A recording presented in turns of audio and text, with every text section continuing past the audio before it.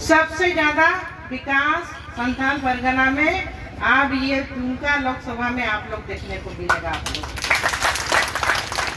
तो इसीलिए आप लोग से हम यही चाहेंगे कि जिस तरह से हम यहाँ के प्रत्याशी है, एक अनोखी रूप से देखा जा रहा है कि जिस घर से हम आए हैं और भारतीय जनता पार्टी के हम प्रत्याशी बने हैं, ऐसा कहीं भारत में इस तरह का समीकरण कहीं नहीं बना। तो ऐसा समीकरण यहाँ बनना चाहिए और ऐसा जबरदस्त वोटिंग होनी चाहिए कि कभी ऐतिहासिक वोटिंग होनी चाहिए कि ऐतिहासिक रूप से सभी भारत में देखा जाए इसको। क्योंकि आप लोग देख रहे हैं सरकार चल रही है यहाँ पर, कैसे सरकार चल रही है। गुरुजी बाबा काम किए, दुर्गा सोरेन जी साथ में काम किए, संगठन को बनाए और पूर्वजों का उम्मीद जिसके लिए ये झारखंड अलग राज्य को बनाए, विकास के लिए बनाए। इस राज्य में कौन चीज की कमी रह गई थी जो आज तक हम लोग उपेक्षित हैं, बहुत उपेक्षित है ना। यहाँ ना पानी है, इतनी गर्मी, लू चल रही है, पानी पानी को सब तरस है कि नहीं, बिजली रहती नहीं है ढंग से, तो क्या होगा। यहाँ पर रोजगार नहीं है। ये सरकार ने तो रोजगार देने को भी वादा किए थे कि 5 लाख रोजगार देंगे, तो कहाँ चल गया। आबू आवास कहते कि इतना बड़ा प्रोग्राम कर लिया गया पूरा झारखंड में। आबू आवास जमीन पर कोई आवास नहीं आई, बिचौलिया खा गए है कि नहीं।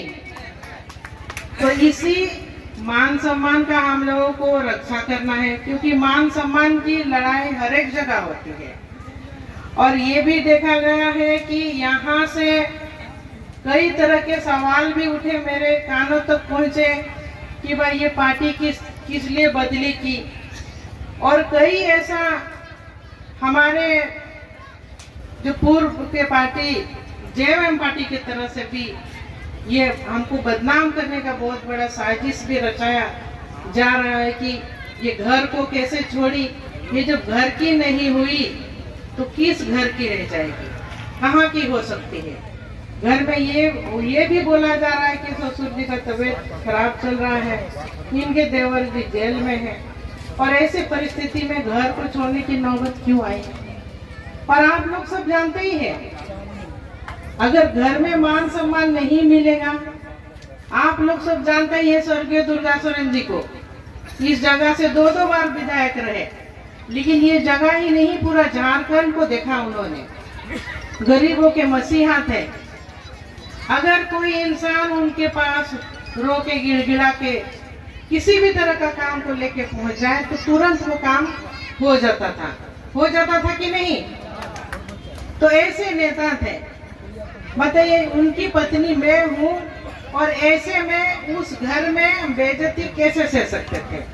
और इस कारण मुझे आज उस पार्टी से निकलना पड़ा और भारतीय जनता पार्टी में, जहां हमारे यशस्वी प्रधानमंत्री मोदी जी जिस तरह से महिलाओं को सम्मान देते हैं, पार्टी है और इस पार्टी में हमको आना पड़ा। और अभी बहुत सम्मान पूर्वक मैं इस पार्टी में महसूस करती हूँ। काफी सम्मान मिलता है, कार्यकर्ताओं का सम्मान मिलता है, महिलाओं का बहुत बड़ा हमको बहुत ग्रुप जो हम कहीं भी देखते हैं कहीं प्यार मिलता है। तो इस तरह से जो पहले हम दुमका आया करते थे तो मन नहीं लगता था। एक बात आप लोगों को बताएं, दुमका आते थे तो मन नहीं लगता था, लेकिन अब हमको दुमका में ही मन लगता है। ये इतने सालों के बाद आज कल मैंने महसूस किया है। इसीलिए कोई ये ना समझे कि इनको जिता दे तो कहाँ चल जाएगी।